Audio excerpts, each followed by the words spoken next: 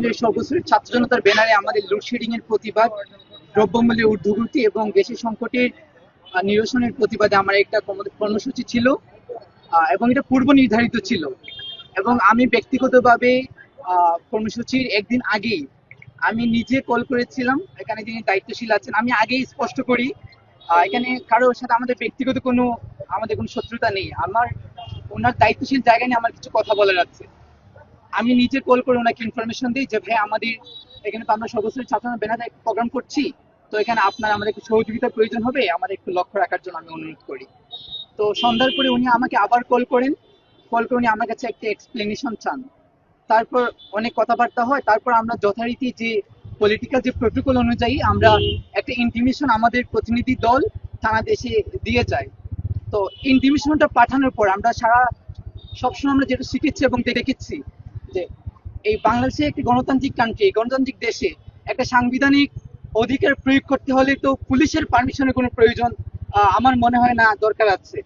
আমরা একটা সাংবিধানিক অধিকার প্রয়োগ করব, আমরা ইন্টিমেশন পাঠিয়েছিলাম, অবগতি করেছি এবং ওনার আইন শৃঙ্খলা সহযোগিতা আমরা চেয়েছি। কিন্তু প্রশাসন থেকে প্রথম যে কাজটা করা হয়েছে, আমাদের এই ইন্টিমেশনকে রিসিভই করা হয় নাই।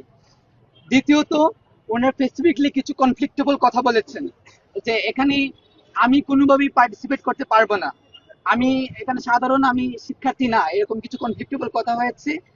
এবং আরো সবচেয়ে জঘন্য যে ব্যাপারগুলো হয়েছে, আমাদের যে প্রতিনিধি দলটা ছিল যারা ইন্টিমেশন নিয়ে এসেছিল, তিনজনের একটা দল ছিল, তাদের প্রত্যেকের বাড়ি বাড়ি আগের রাতের প্রশাসন পাঠিয়ে হুমকি ধমকি দেওয়া হয়েছে। আমাকে বিভিন্নভাবে প্রশাসনিকভাবে হুমকি ধমকি দেওয়া হয়েছে, বলা হয়েছে আমাকে পিক আপ করা হবে আমি যদি এখানে আসি। তো আমাদের পূর্ব নির্ধারিত প্রোগ্রাম ছিল। ইনফ্যাক্ট আমাদের একজন সিনিয়র নেতৃত্ব হবিগঞ্জের, যাকে থানাতে প্রায় 4 থেকে 5 ঘন্টা আটক করে রাখা হয়েছিল, বলা হয়েছিল আমি যেন ভিডিওতে এসে বলি এই প্রোগ্রামটি ক্যান্সেল করা হয়েছে। আজকে আমি ক্লিয়ার একটা কথা জানতে চাই আপনাদের মাধ্যমে, এই গণতান্ত্রিক বাংলাদেশ কি পুলিশ রাষ্ট্র হয়ে গেছে নাকি যে পুলিশের কাছ থেকে পারমিশন নিয়ে আমার সাংবিধানিক অধিকার প্রয়োগ করতে হবে? দ্বিতীয়ত যেটা হয়েছে, আমাদের প্রোগ্রাম ছিল, আমরা প্রস্তুতি নিচ্ছিলাম এখানে যাওয়ার জন্য, কিন্তু হঠাৎ করে শুনতে পাই আমার 2 সহযোদ্ধা রাজু এবং মির্জা সুমন, তাদেরকে কোনো কারণ ছাড়াই তাদেরকে তুলে নেওয়া হয়েছে। তো আমি দ্রুত করে আমার সহযোদ্ধাকে নিয়ে আমি ফুট মসজিদ, আমার যেখানে প্রোগ্রাম কি করা ছিল ওইখানে আমি উপস্থিত হওয়ার পর আমরা প্রোগ্রামের জন্য দাঁড়াতেই পারি নাই। জাস্ট আমি এখানে গিয়েছি, ওসি সাহেব ছিলেন, উনি আসলেন, আমি জিজ্ঞেস করলাম যে আমার ভাইদেরকে কেন গ্রেফতার করা হয়েছে। আমাকে আপনার সারা বাংলাদেশ দেখেছে কিভাবে একজন দায়িত্বশীল অফিসার ইনচার্জ কিভাবে আমাকে টেনে হিচড়ে আমাকে তুলে নেওয়া হয়েছে এবং আমাকে প্রচুর কাটা ছিল, আমি আঘাতপ্রাপ্ত হয়েছি। আজকে আমি আপনাদের মাধ্যমে সারা দেশের কাছে বিচার চাই। লোডশেডিং এর প্রতিবাদ, দ্রব্যমূল্য ঊর্ধ্বগতির প্রতিবাদ, গ্যাসের সংকট নিরসনের দাবি, এটা তো জনগণের একটা মৌলিক চাহিদা এবং এটা তো আমি কোনো দলীয় এজেন্ডা বাস্তবায়ন করছি না।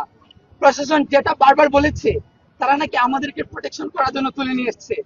আমি মনে করছি যদি আমাদের উপর কোনো একটি দল থেকে থ্রেট থাকে বা আমাদের উপরে কোনো হামলা আশঙ্কা থাকে, তাহলে লটা কি বলে অ্যাকচুয়ালি যে যারা আমাদের উপর হামলা করার প্রিপারেশন নিয়েছিল তাদেরকে তাদের সাথে ডিল করা এবং আমাদেরকে প্রোটেক্ট করা। কিন্তু প্রশাসন যেটা করেছে, তারা আমাদেরকে তুলে নিয়ে এসেছে এবং থানাতে আমাদেরকে যাচ্ছে তাই আমাদেরকে বলা হয়েছে আমরা মিছিল মিটিং কেন করব। তো আজকে আমার এখান থেকে একটা ডেমোক্রেটিক কান্ট্রি একজন সিটিজেন হিসেবে আমার কোয়েশ্চন যে একটি আমার সংবিধানের 37 অনুচ্ছেদ অনুযায়ী একটি সাংবিধানিক অধিকার প্রয়োগ করতে হলে যদি এই নতুন বাংলাদেশে এই হাসিনার স্টাইলে আমাদেরকে তুলে নিয়ে আসা হয়, এর চেয়ে জঘন্য আর কিছু হতে পারে না। আপনারা যারা কষ্ট করেছেন, আমার অনেক সহযোদ্ধা ভাই এসেছেন, সকলকে ধন্যবাদ জানিয়ে এরকম দৃষ্টান্ত যেন আর না হয় সে আশা ব্যক্ত করতে যে কোনো ধরনের মামলা ছাড়া, কোনো ধরনের ওয়ারেন্ট ছাড়া, কোন ল অনুযায়ী উনি আমাদেরকে 24 ঘন্টা এই থানাতে আটক করে রেখেছেন। প্রায় 24 ঘন্টা হয়ে গেছে। উনি কোন ল অনুযায়ী আমাদেরকে আটক করে রেখেছিলেন তা আজকে আমরা আপনাদের মাধ্যমে জানতে চাই।